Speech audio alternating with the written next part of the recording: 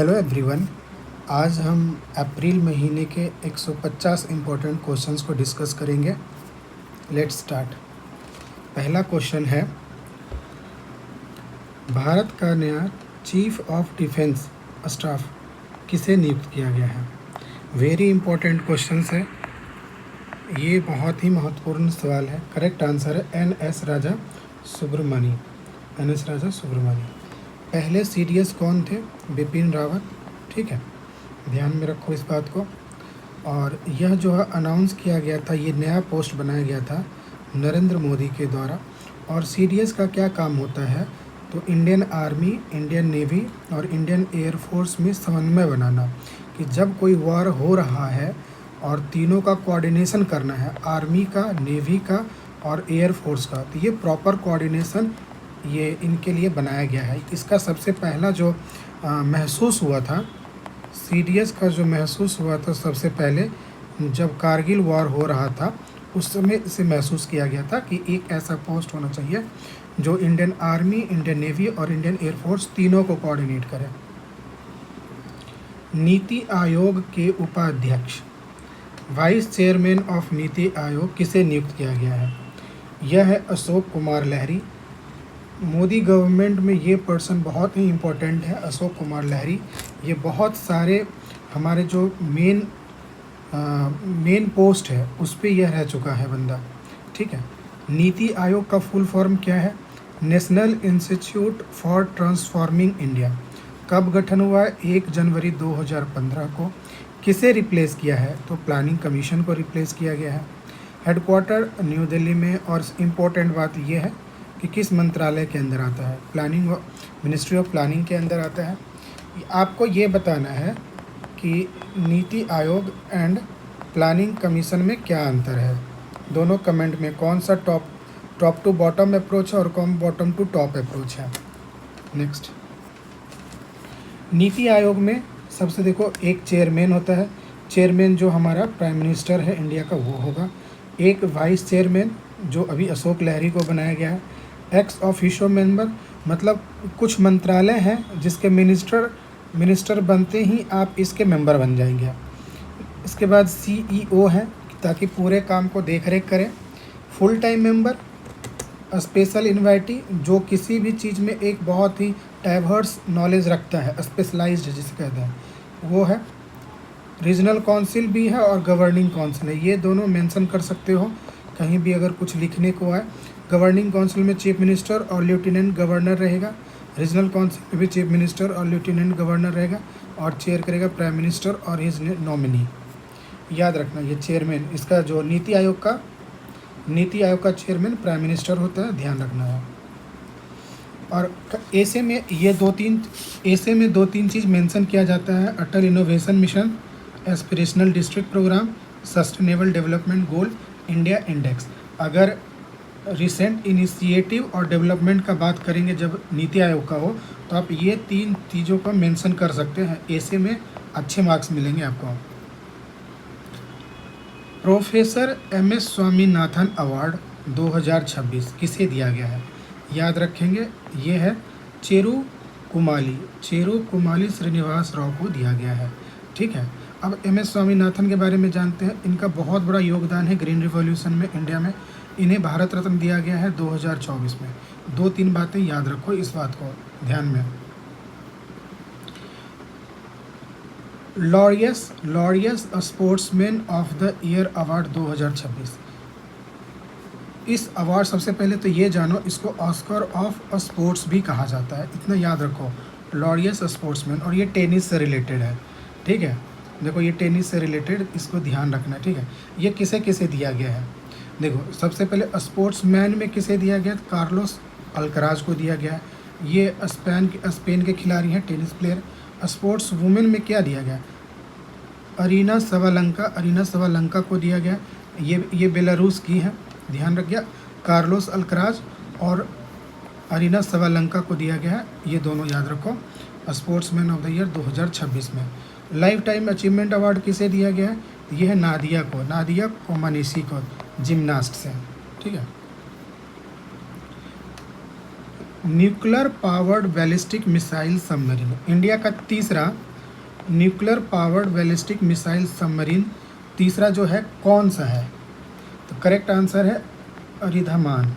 अरिधामान याद रखो। इसके पहले दो अरिहंत 2016 में कमीशन किया गया और दूसरा है अरिघात 2024 में इसे कमीशन किया गया है नेवी में।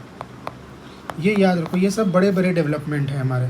Nuclear powered ballistic missile, nuclear power मतलब न्यूक्लियर से चलेगा वो, ठीक है। और इसमें देखो फीचर क्या है ये वाला, तो दो मिसाइल, यह जो है अरिधामान है, इसमें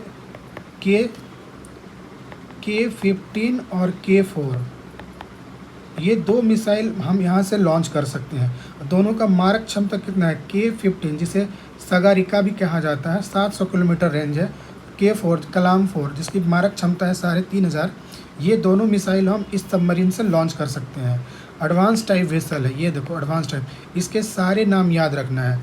न्यूक्लियर पावर्ड का जितना भी है, INS अरिहंत है, अरिघात है और अरिधामान है, ये तीनों याद रखना, ये बहुत इंपॉर्टेंट। ये सब न्यू, अगर साइंस टेक में कहीं डेवलपमेंट में ऐसे लिखना हो तो इन सारे चीज़ों को हम मेंशन कर सकते हैं। अरिधामान, ठीक है। अरिधामान में देखो ये K-15, K-4 और K-4, K-5, K-15 तीनों यहाँ से लॉन्च कर सकते हैं। देखो अरिहंत है 2016 में कमीशन करेगा। अरिघात है 2024 में इसको कमीशन कर दिया गया। अरिधामान है जो अभी तुरंत किया गया 2026 में। और ये SSBN भी है, 75% इंडिजिनस भी है फीचरिंग। बाकी हम ये देखो विशाखापट्टनम में। डेंगू वैक्सीन अभी लॉन्च हुआ है, अप्रूव्ड हुआ है। डेंगू वैक्सीन का नाम क्या है?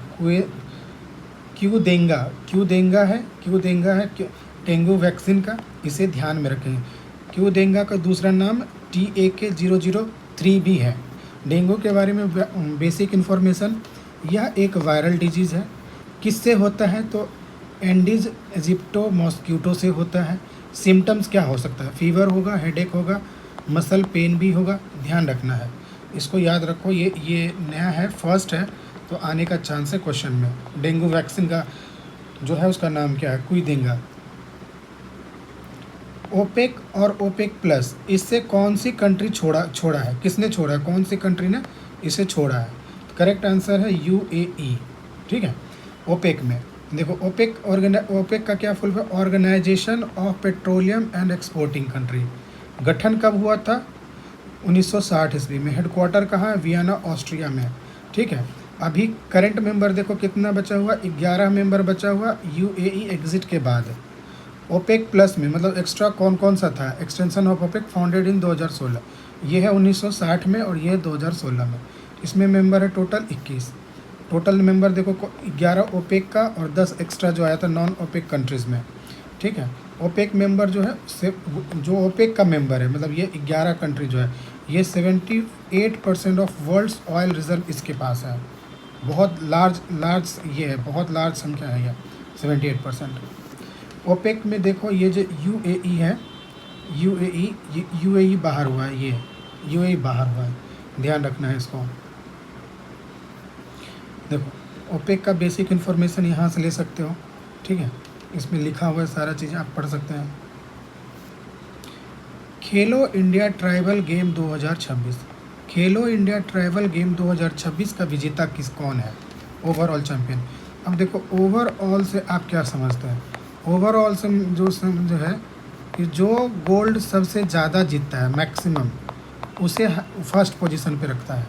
तो ये चैम्पियन जो है ये कर्नाटका बना है, इसका याद रखेंगे। होस्ट कहाँ पे ये खेला गया था? छत्तीसगढ़ में खेला गया था। और ट्राइबल गेम से खेलो इंडिया ट्राइबल गेम का ये पहला एडिशन था 2026। जब पहला हो, 10वां हो, 25वां हो, 50वां हो, उसे ज़रूर याद रखें। सिल्वर टैली में देखें आप, कर्नाटका है, कर्नाटका का गोल्ड 23 है, ओडिशा 21, झारखंड का 16। देखो ये टोटल टैली में सबसे इतना हाईएस्ट मेडल इसके पास है, लेकिन गोल्ड जो है कर्नाटका के पास है, इसलिए ये फर्स्ट रैंक इसको दिया गया है। सेंसस 2027 के बारे में कुछ बातें इंपॉर्टेंट है। देखो बोला है क्वेश्चन में, first phase of census 2027 started from which date, कब से शुरू हो रहा है? पहली बात तो सेंसस 2 फेज में शुरू हुआ है, फर्स्ट फेज और सेकंड फेज। देखो हाउसिंग लिस्टिंग फेज है और पॉपुलेशन को काउंट करना है। तो पहला है 1 अप्रैल 2016 से, 1 अप्रैल 2016 से, और दूसरा इनुमेरेशन जो है पॉपुलेशन का काउंटिंग जो होगा ये होगा 1 फरवरी 2027 से। अब यहाँ पे देखो जनगणना के बारे में अगर देखें तो पहला जनगणना हुआ था लॉर्ड मायो के कार्यकाल में 1872 ईस्वी में। यह कंप्लीट नहीं था, यह पूरा कंप्लीट जनगणना नहीं हुआ था। और दूसरा जो था 1881 में हुआ था लॉर्ड रिपन के, लॉर्ड रिपन जब हमारा वाइसरॉय था तब। इसमें भी लगभग 20% भारत को जो है काउंट नहीं किया गया था। इसमें जितने भी ब्रिटिश के कंट्रोल में थे उसका काउंटिंग किया गया था, लेकिन 20% फिर भी छूट गया था। और कराया कौन था? WC प्लोडेन, याद रखना है। अब देखो और भी इम्पोर्टेंट फैक्ट्स है 2027 सेंसस के बारे में। यह फुल्ली डिजिटल सेंसस होगा, ठीक है, 2 फेज़ में होगा। कौन से मंत्रालय कराता है? गृह मंत्रालय कराता है, इसका गृह मंत्रालय कराता है। और इसको ब्रांड एम्बेसडर कौन है? सुदर्शन, आप सभी जानते होंगे सुदर्शन पटनायक का, उड़ीसा के हैं, सैंड आर्टिस्ट हैं। और ये कौन से एक्ट के तहत किया जाता है? Complete after independence. तो ये सेंसस एक्ट 1948 सेंसस के मतलब एक्ट के तहत कराया जाता है। और इसका जो मास्कॉट है, मास्कॉट याद रखो, ये दोनों आ सकता है क्वेश्चन में। प्रगति फीमेल के लिए नाम दिया गया, विकास दिया गया मेल के लिए। सीखा झील वर्ल्ड सेंचुरी, सीखा झील वर्ल्ड सेंचुरी जो है यह किस राज्य में है? ये याद है उत्तर प्रदेश में, याद रखो। इसे क्यों चर्चा में रखा गया है कि यह 99th रामसर साइट इसे डिक्लेयर किया गया है, ठीक है। कहाँ पर है? अलीगढ़ उत्तर प्रदेश में। आपको ये बताओ कि अगर हमारा रामसर साइट किसी कंट्री में बढ़ रहा है तो जो वाटर लेक है उसका क्या मतलब है? आपको कमेंट में बताना है। क्या हुआ? साफ हो रहा है या बर्बाद हो रहा है? आपको ये बताना है, कमेंट में लिखना है। देखो उत्तर प्रदेश में हाल फिलहाल BPSC वालों के लिए ये तो बहुत ही महत्वपूर्ण है, BPSC वालों के लिए, कि पटना बर्ड सेंचुरी कहाँ पर है। ये यूपी में है, याद रखना, कंफ्यूज मत होना। और दूसरा है देखो सीखा झील, याद रखो। अब यूपी में और कौन कौन से हैं यूपी वाले, अब बाकी देख लेंगे। बखीरा वाइल्ड लाइफ सेंचुरी, सुर सरोवर, नवाबगंज, पार्वती, समन, समसपुर, सांदी और सरसाई, ये याद रखेंगे। अपर गंगा रिवर जो है ना, ये मैच कराने में यूपी PSC वालों के लिए ये इम्पोर्टेंट है। दे देगा ऑर्डर में भाई कब कब ये रामसर साइट डिक्लेयर हुआ है।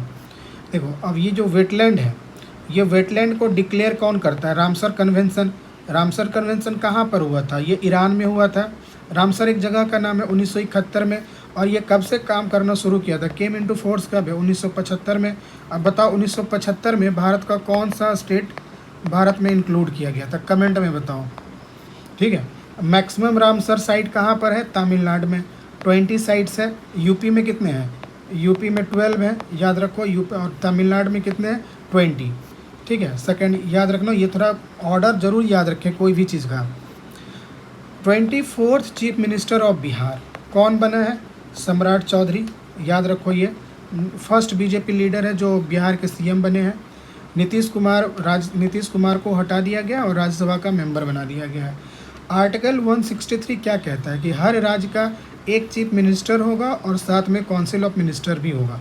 164 पढ़ो और 164 और 167 भी आप लोग देखेंगे खुद से। अपॉइंटमेंट के बात किया जा रहा है, अपॉइंटमेंट ऑफ CM का और ड्यूटीज़ ऑफ CM का ध्यान रखना है।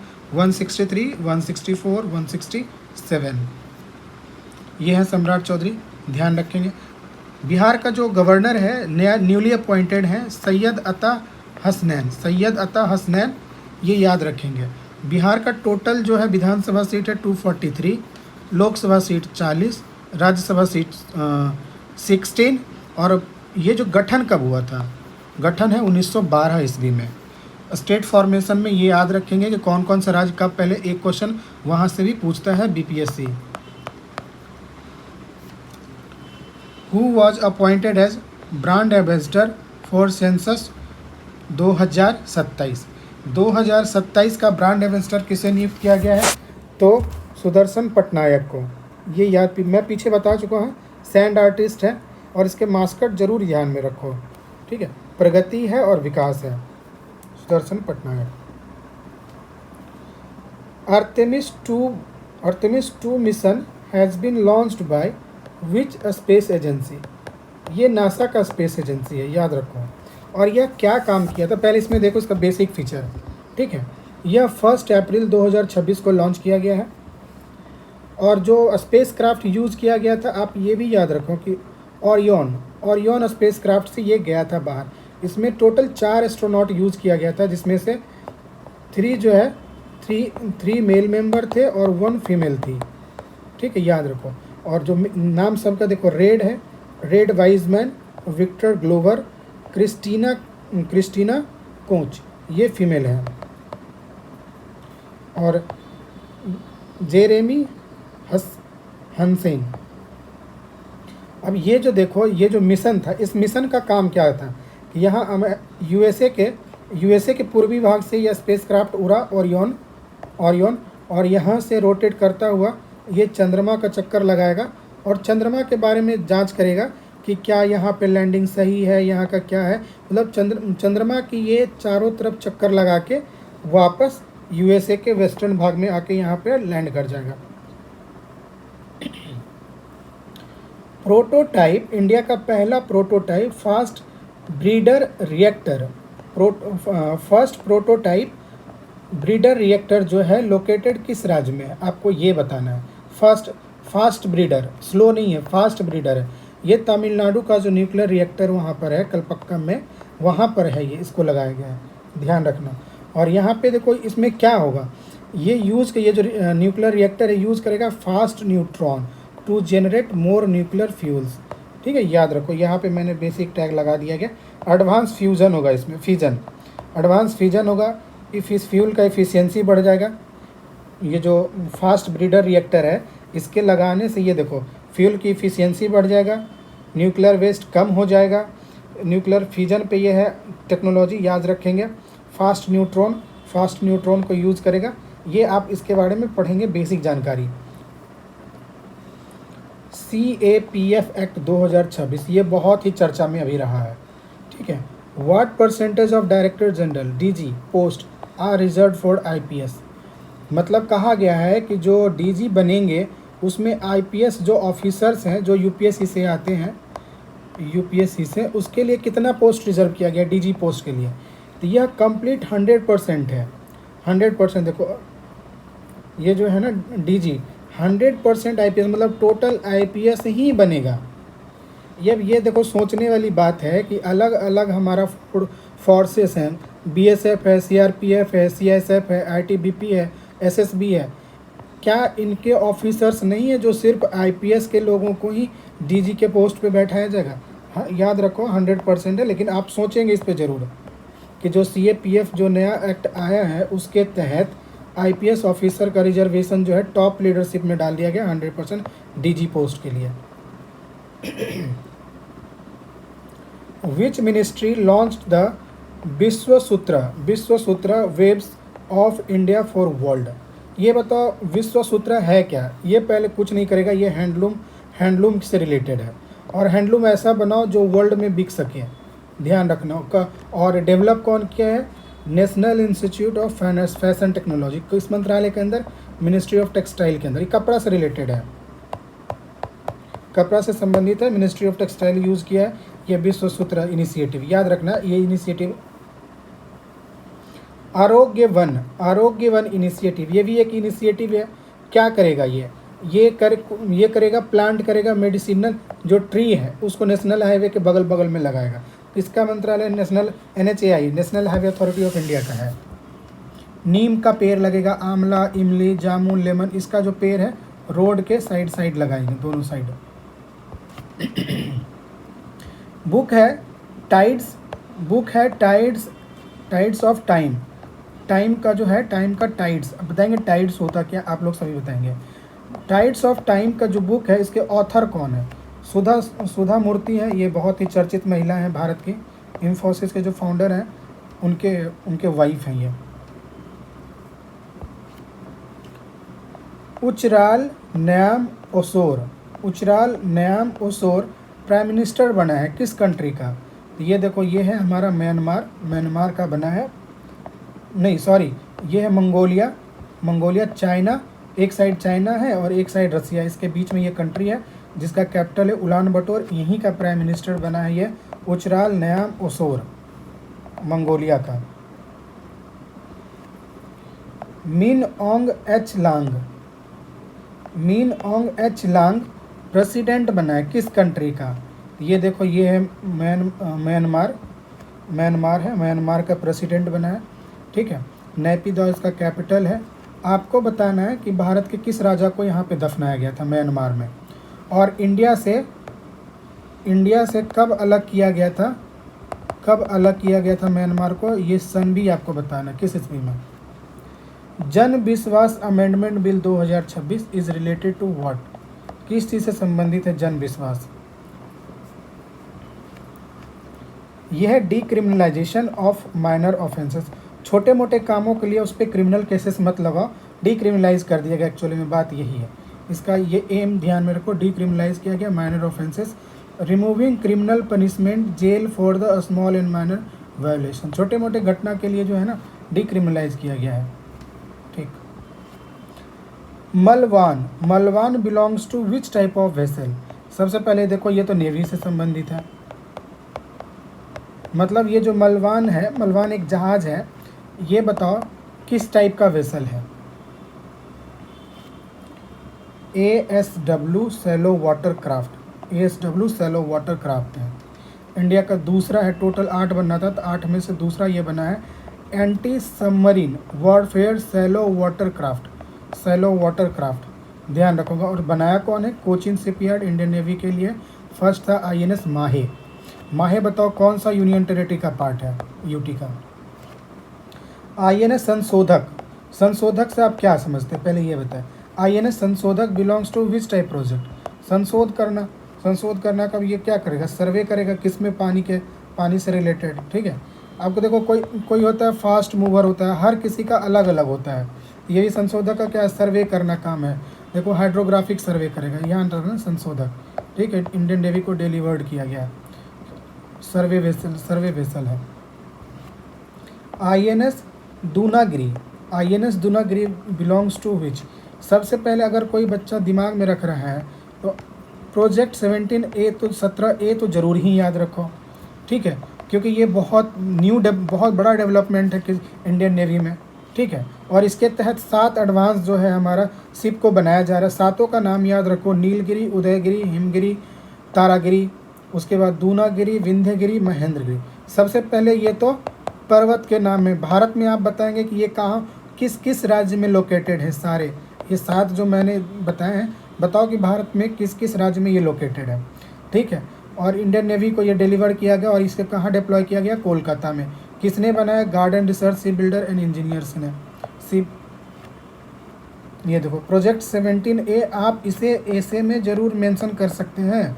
ये न्यू डेवलपमेंट में अगर नेवी से रिलेटेड कुछ है, नेवी से रिलेटेड बात किया जा रहा है, तो आप प्रोजेक्ट 17A को मेंशन कर सकते हैं।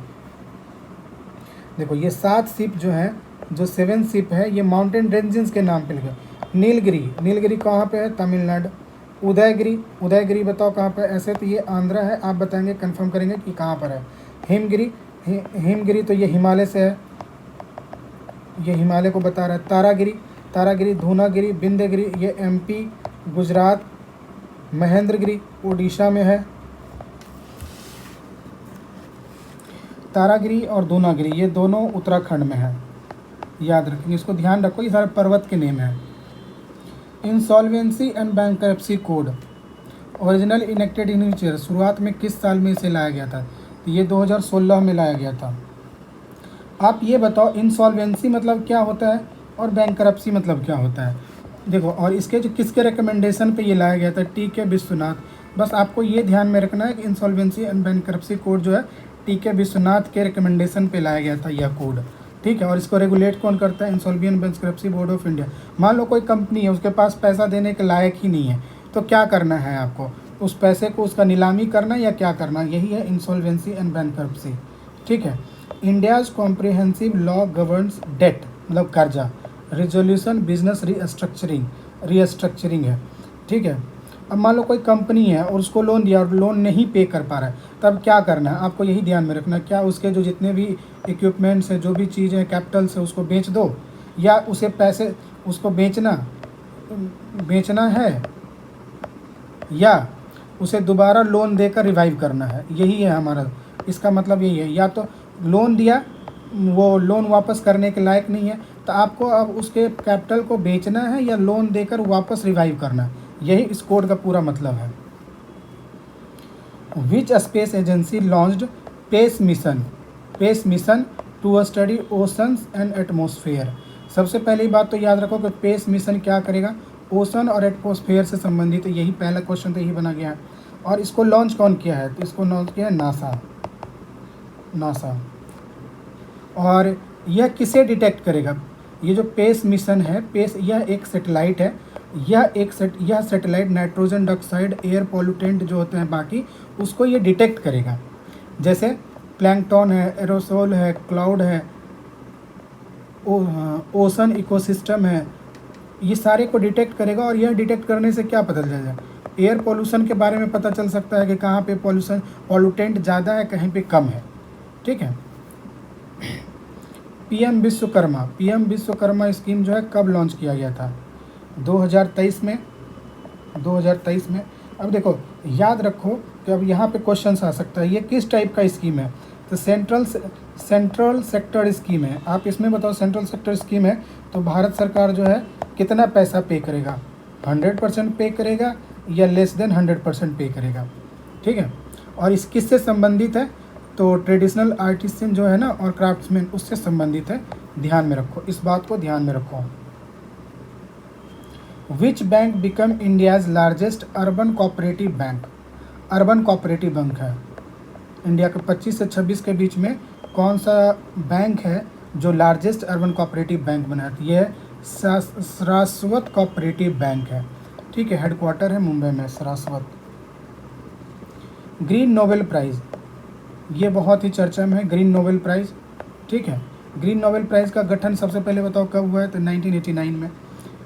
ग्रीन नोबेल प्राइज़ किस चीज़ से मतलब which award is known as green Nobel prize, किस अवार्ड को ग्रीन नोबेल प्राइज़, तो ये है गोल्डमैन इन्वायरमेंटल प्राइज़, याद रखना है। और इसका कैश प्राइस ये जो है ना $2 लाख है, $2 लाख है, याद रखना है। अभी 6 लोगों को दिया गया, आप इस 6 लोगों को एक बार ध्यान में देख लेंगे। अब ये देखो, ऑल वुमेन इन 36 ईयर, ठीक है, ये 6 नाम है, 6 का नाम है, आपको ध्यान में रखना है। 1989 से बना है, $2 लाख का इसका कैश अवार्ड है। प्रजना सिस्टम एक चर्चा में, न्यूज़ में भी है। आप ये बताओ कि ये क्या करेगा प्रजना, बेसिक जानकारी देख लो पहले प्रजना के बारे में। इंडिजिनस है, AI पावर्ड है, इमेजिंग करेगा और एनालिटिक्स प्लेटफॉर्म है। यह एक सिस्टम जो है AI पावर्ड रहेगा, इमेजिंग और एनालिसिस करेगा, ठीक है। यह DRDO द्वारा दिया गया, किसको दिया गया, मिनिस्ट्री ऑफ होम मंत्रालय को, गृह मंत्रालय को दिया गया है।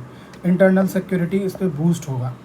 ये हमारा प्रजना का मतलब क्या होता है, ऐसे प्रजना का मतलब होता है बहुत ज़्यादा ज्ञान, उसके बारे में, किसी भी चीज़ के बारे में बहुत ज़्यादा ज्ञान हो जाना, उसको प्रजना बोलते हैं।